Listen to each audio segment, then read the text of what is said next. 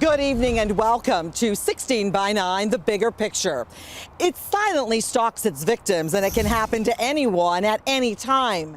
When a brain aneurysm bursts, only one thing is for certain: life will never be the same. Tonight, our Beatrice Politi chronicles one man's story of survival.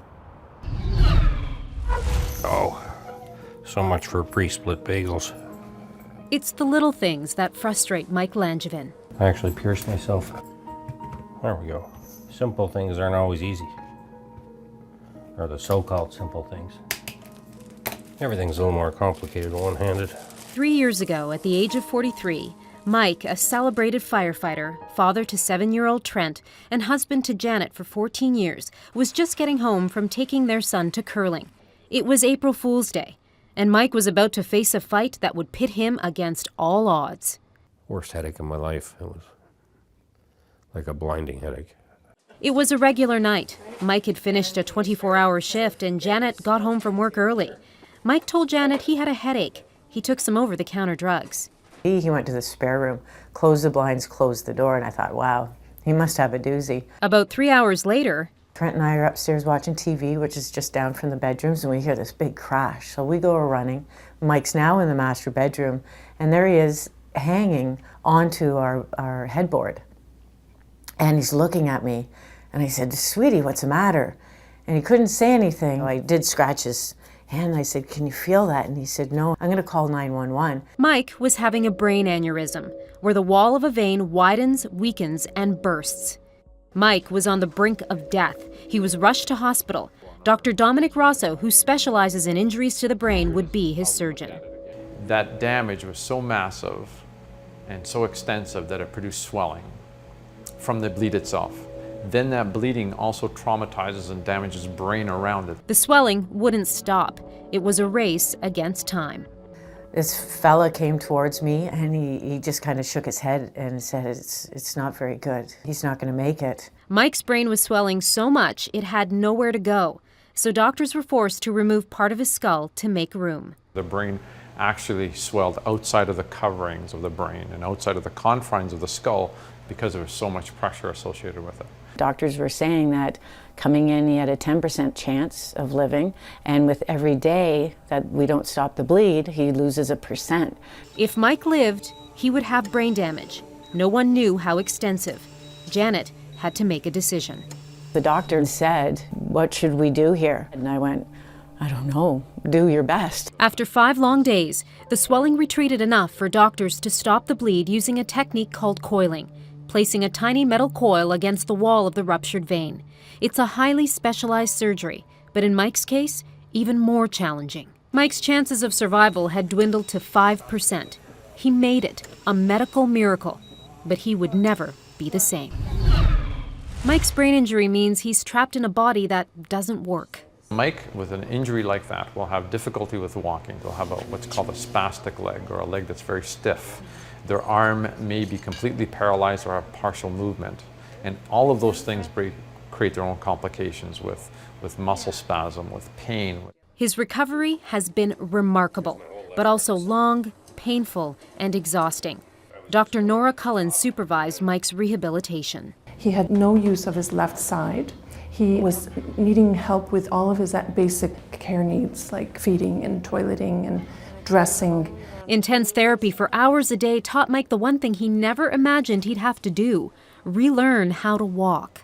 Instead of being wheelchair dependent, he can now walk by himself without a cane or a crutch. He has some use of his left hand. Intensive physiotherapy several times a week at home helps, but he still has trouble holding a plate or opening a jar.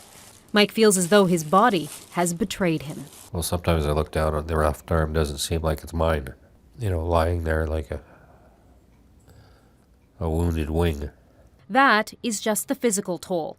Dr. Robin Green studies traumatic brain injury. Very commonly, people lose memory functioning, attention. The ability to multitask is a particularly problematic function. People process information a lot more slowly. And mood is affected. People often have shorter fuses. Since his injury, Mike has struggled with depression. That's been the main, I think, behavioral or motivational thing. He just gets really blue. and then he can't get the energy up to get up and go. It's hard for me to stay focused on one thing for a long time. And mental stamina is not there. Then there's the guilt. I can't be there for them the way I was. I think they've been ripped off more than I have. I think we only went to the beach once. Yeah, we did. They're memories of a different time, a different life. We had everything in our pocket, you know? Beautiful home, beautiful son. Mike was everything, and he did everything for us. When Mike looks in the mirror, he can't believe what he sees. Sometimes I see a stranger. Definitely not who I want to see, because I'm not the same person. Janet knows the man she married is still there, his zest for life, his sense of humor. But the hardest part has been the change in their relationship.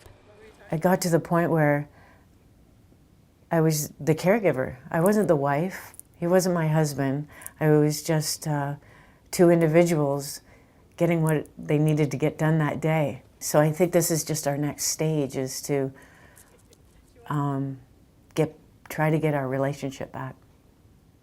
Mike has been stoic through it all, but admits he also feels cheated. If there had only been some signs earlier, then maybe it could have been picked up years ago that I did have one sitting there waiting to burst. The reality is most aneurysms are diagnosed by chance. So a patient may have a CAT scan or an MRI usually for workup for something else, a headache, a fall. We don't know as to why aneurysms decide to bleed at one point and not another. There's nothing that a patient does or didn't do that could have prevented it or caused it. Mike wants to get back to the job he loves so much in some capacity. He wants his independence. He wants to be able to drive again. The experts say Mike's brain injury likely won't improve. He himself might get a little bit better because he learns how to deal with his disability. We might give him a different medication that makes him function a little bit better. But his brain will not change any further. But Mike says he's fought the odds before and won. I keep thinking there's a reason for my second chance, which I have to find and make good on.